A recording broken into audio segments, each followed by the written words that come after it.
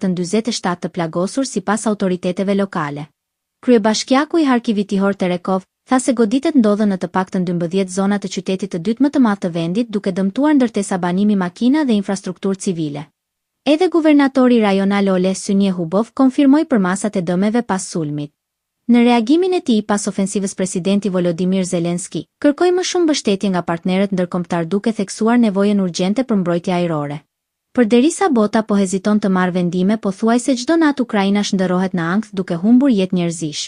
Ukraina ka nevojë për forcim të mbrojtjes ajrore. Vendime reale dhe të forta kërkohen nga partnerët tanë Shtetet e Bashkuara Evropare dhe të gjithë ata që kërkojnë paqe, shkroi ai në platformën X. Forcat ajrore ukrainase deklaruan se Rusia lëshoi 183 dronë gjatë natës 77 prej të cilëve u rrëzuan, po ashtu sipas të njëjtit burim u regjistruan edhe 2 sulme me raketa balistike.